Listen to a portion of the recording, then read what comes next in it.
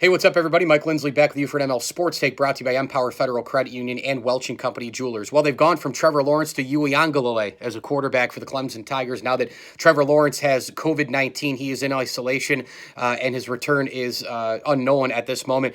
I do think they can still get through Boston College, but later in the year when they play Notre Dame, that'll be the big game for Clemson. We know that they have 4- and 5-star kids across the board. They have NFL players across the board. Travis Etienne at running back is still unstoppable. The receivers are, for the most part, unstoppable. And the rest of the ACC, they should roll over.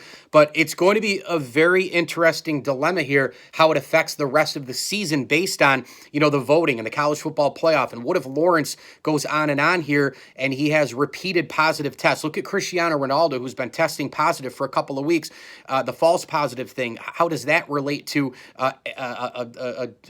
right now a case where he is positive? He does have minor symptoms, Clemson says, but what happens if he keeps testing falsely as they go on, which has been happening with the COVID thing as well, because why not? It's inconsistent across the board. This is an interesting situation now for not just Trevor Lawrence, not just Clemson, but the entire picture of college football. What happens if Clemson wins every single game by a lot, but they lose by 2 points to Notre Dame without Trevor Lawrence? Do they still get into the college football playoff because he wasn't in there? Will the voters give them a little bit of leeway without Trevor Lawrence in some of these games as well? What if they go undefeated, but they only win by a few points here and there, and a one-loss team was more impressive during the time Trevor Lawrence was out? A lot of implications, a lot of things to think about. But again, I would predict right now that Clemson will beat everybody else the rest of this season and win the ACC title and end up in the college football playoff. And that's without Trevor Lawrence. That's how good I think that they are. But do I think that they can win a national title without him?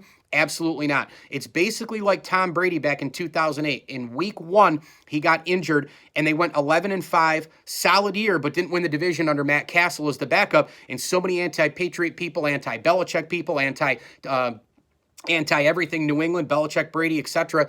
Everyone like that said, well, Tom Brady's not that good. It's a system deal. He's a system quarterback. No, because if he was in there, they would have gone 12-4 or 13-3, gotten home field advantage, and likely gone to the Super Bowl. Instead, they couldn't even win the division without him. Trevor Lawrence is the key still to Clemson winning a national championship. They can win a bunch of games against the patsies of the ACC, but when it comes down to going head-to-head in a playoff against Georgia, against Bama, this is the guy they need to win it. I do think they can win the rest of their games this year without Trevor Lawrence, but when it comes down to the big stage and the big games and the Final Four, the playoff, Trevor Lawrence will be needed in there as the quarterback of the Clemson Tigers and also the number 1 pick in the upcoming NFL draft should he come out. ML Sports Take here, brought to you by our great friends over at Barks and Rec Doggy Daycare, World of Beer Syracuse, and our terrific pals over at CNY Electrical and Peller Contracting. Hit me on Twitter at Mike L Sports. As I always tell you, enjoy the games.